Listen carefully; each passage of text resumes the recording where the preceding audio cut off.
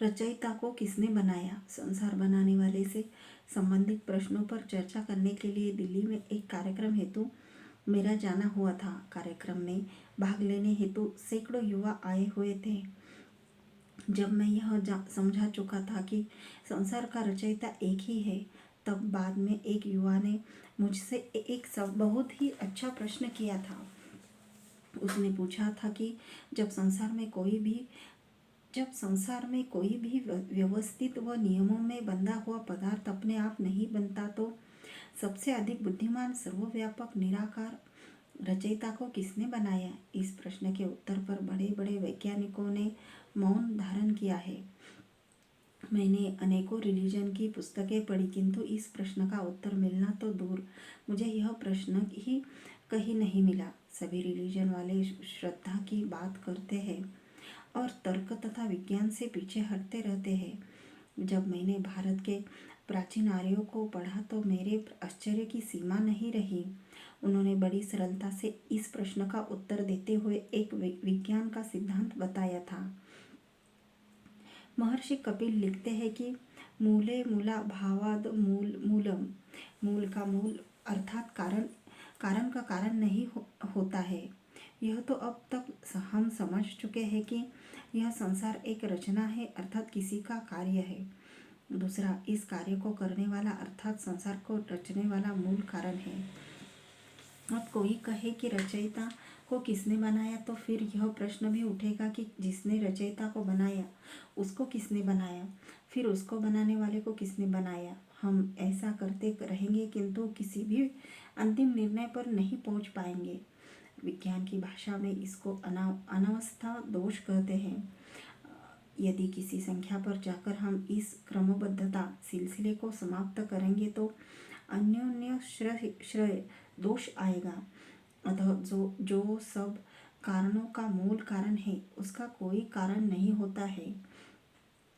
आर्यों के हजारों वर्ष उपरांत बाद आज 21वीं सदी में विज्ञान इस बात पर सहमत है कि संसार के रचयिता का कोई कारण नहीं है। यहाँ तक कि कभी ईश्वर के होने और कभी ईश्वर के न होने की बातें करने वाले स्टीफन हॉकिंग भी इस बात को मानते थे कि विज्ञान की अंतिम अवस्था हमें ऐसे स्थान पर पहुंचा देती है जहाँ कोई कारण नहीं होता है। उनके शब्दों में, We have finally found something that doesn't have a cause. गणित में भी प्रश्नों के हल करते समय एक बार तो गुना का मान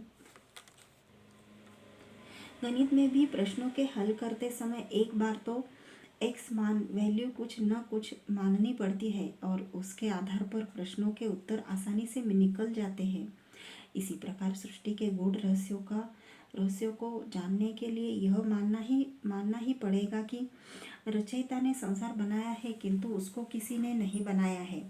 अभी तो विज्ञान क्वार्क से आगे के सूक्ष्म तत्वों तक जाने की सोच भी नहीं रहा, किंतु भविष्य में जब जाने का प्रयास करेगी तो रचयिता को मानकर ही प्रश्नों का उत्तर खोज पाएंगे। अतः रचयिता को बनाने वाला कोई नहीं है, क्योंकि मूल कारण का कारण कोई नहीं होता है। इसका यह अर्थ निकलता है कि संसार का बनाने वाला सदा से है, अर्थात अभी नहीं बना है। जो कभी बना ही नहीं, उसको बनाने वाला भी कोई नहीं होता है। अतः वह अजन्मा, अनादि और अनंत है। इस विषय को एक बार पुनः एक अन्य वैज्ञानिक दृष्टिकोण से समझने का प्रयास करते हैं। जब हम कहते हैं कि कोई पदार्थ बना, तो इसका अर्थ है कि दो या दो से अधिक तत्व मिले हैं तभी कोई पदार्थ बना है। जब तत्वों के संयोग मिलने से पदार्थ बनता है तो एक न एक दिन वे सभी तत्व वियोग अलग अलग को अवश्य प्राप्त होंगे। एक घर अलग अलग पदार्थों से मिलकर बनता है।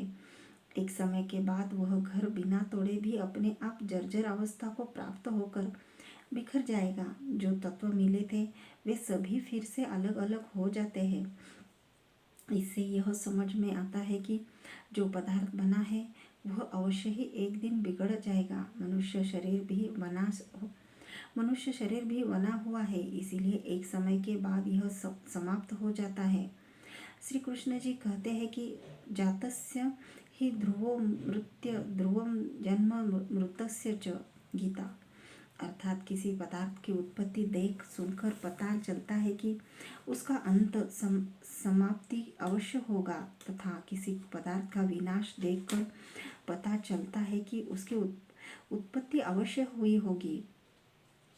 अब हम सभी जानते हैं कि रचयिता ने अकेले ही सृष्टि की रचना की है। वह आकार वाला नहीं है बल्कि निराकार है। रचयिता कई पदार्थों के मेल से नहीं बना है, बल्कि एक ही तत्व है जो सभी पदार्थों में है। अतः जहाँ पदार्थों का संयोग मिलना हुआ ही नहीं, वहाँ कार्य क्रिया भी नहीं हुआ। जहाँ कार्य ही नहीं हुआ, वहाँ कर्ता भी नहीं हो सकता है।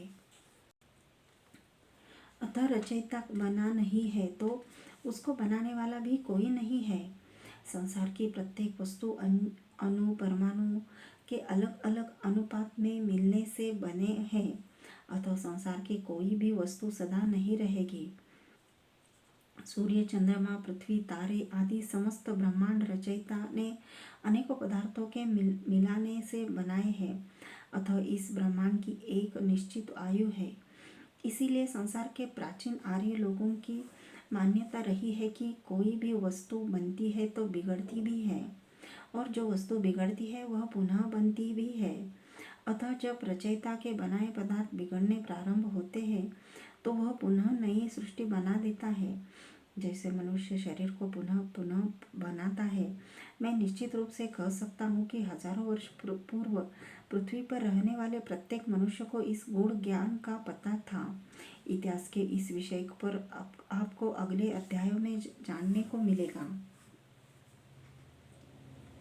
मैं जानता हूँ कि विज्ञान से अनभिज्ञ अनजान सामान्य लोगों को यह विषय समझने में कठिनाई हो रही होगी, किंतु थोड़ी बुद्धि लगाकर समझेंगे तो अवश्य यह विषय स्पष्ट हो जाएगा।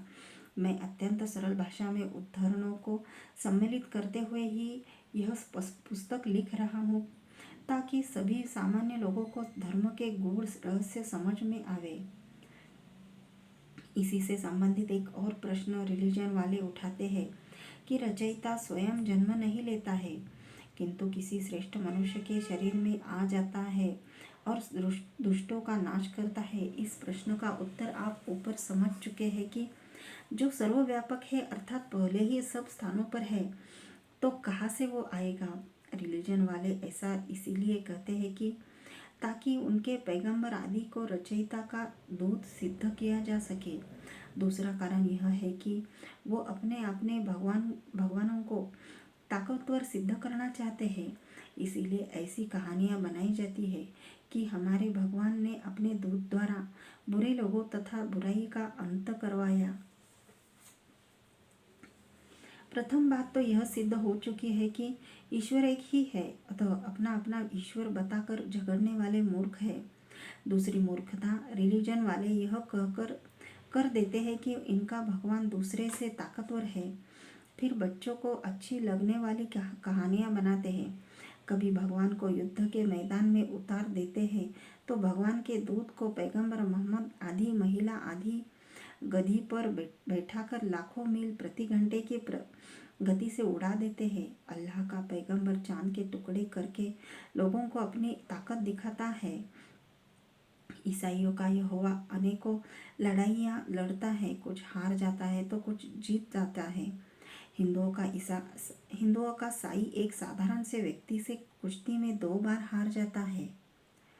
गधी पर हवा में उड़ना, चांद के टुकड़े करना, नदी पर चलना, बादलों में रहना, पहाड़ों को उड़ाने जैसे चमत्कारों की कहानियाँ बनाकर अपने अपने भगवानों की ताकत दिखाना बहुत बड़ी मूर्खता है।